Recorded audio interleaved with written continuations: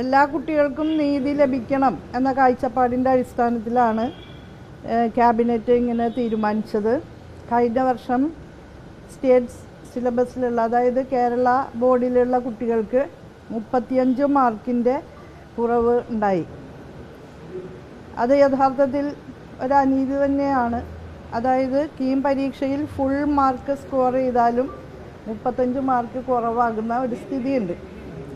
അതിനെ മറികടക്കുക എന്നുള്ളത്, അതിനുള്ള വേരിയസ് ആയിട്ട് പല ഫോർമുലകളും നമ്മൾ ആലോചിച്ചു.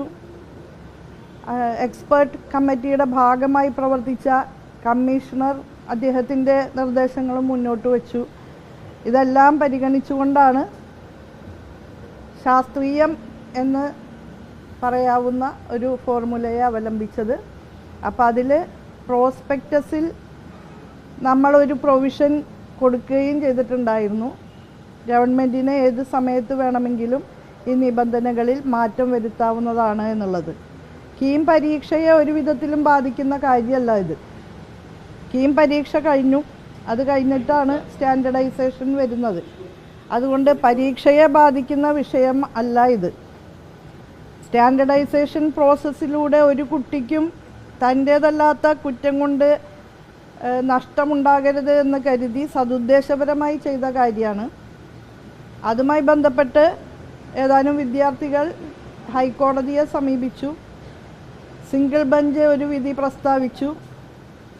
ഡിവിഷൻ ബെഞ്ച് ആ വിധിയുടെ മേലെ അഭിപ്രായം പറയുന്നില്ല എന്ന നിലപാടാണ് സ്വീകരിച്ചത്.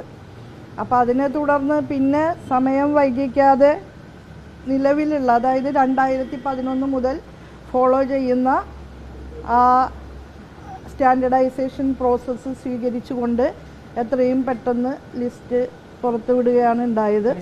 അതായത് ഇനിയും അഡ്മിഷൻ പ്രക്രിയ വൈകാൻ പാടില്ല എന്നുള്ളത് കൊണ്ട് കൂടിയാണ് ഇന്നലെ തന്നെ ലിസ്റ്റ് പുറത്ത് വിട്ടത്. ഈ എക്സ്പെർട്ട് കമ്മിറ്റി പറഞ്ഞിട്ടുള്ളത് ഈ നേരത്തെ കൊണ്ടുവന്നിരുന്ന അതേ ഫോർമുല തന്നെ ഈ തവണ യൂസ് ചെയ്യണമെന്നാണ് ആ റിപ്പോർട്ടിൽ എഴുതിയിരുന്നത്.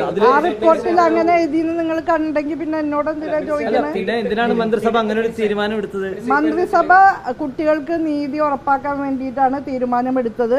അത് വളരെ ശാസ്ത്രീയമായിട്ടുള്ള ഫോർമുലയെ മുൻനിർത്തി തന്നെയാണ്. അതിലിപ്പോഴും യാതൊരു സംശയവും എന്നെ സംബന്ധിച്ചിടത്തോളം ഇല്ല. അല്ല, അത്തരമൊരു ഫോർമുല ശുപാർശ ചെയ്തിരുന്നോ എക്സ്പെർട്ട് കമ്മിറ്റി 5:3:1? അത്തരം കാര്യങ്ങളൊക്കെ നിങ്ങളോട് എനിക്ക് വിശദീകരിക്കേണ്ട ബാധ്യതയൊന്നുമില്ല. നിങ്ങൾക്ക് വലിയ CID-കളാണല്ലോ.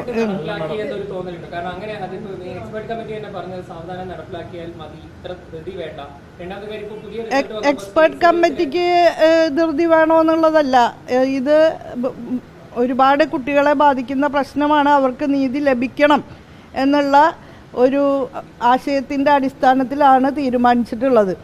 ഇപ്പോഴും ആ എല്ലാ വിദ്യാർത്ഥികൾക്കും നീതി ലഭിക്കണം എന്നുള്ള നിലപാട് തന്നെയാണ് സർക്കാരിനുള്ളത്. അത് തന്നെയാണ് എനിക്കുള്ളത്. സ്റ്റേറ്റ് സിലബസിലെ കുട്ടികൾ പുറകിലേക്ക് പോയെന്ന് നിങ്ങൾ പറയുന്നു. അതിപ്പോൾ നമ്മൾ പുതുതായി ഇൻട്രൊഡ്യൂസ് ചെയ്ത ഫോർമുല അല്ല.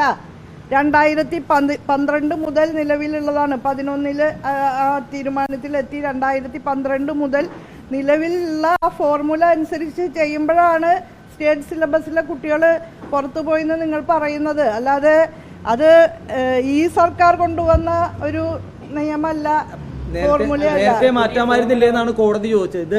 കോടതി അതൊന്നും ചോദിച്ചിട്ടില്ല. പഴയ നിയമവും പരീക്ഷയ്ക്ക് ശേഷം മറ്റൊരു നിയമവും കോടതി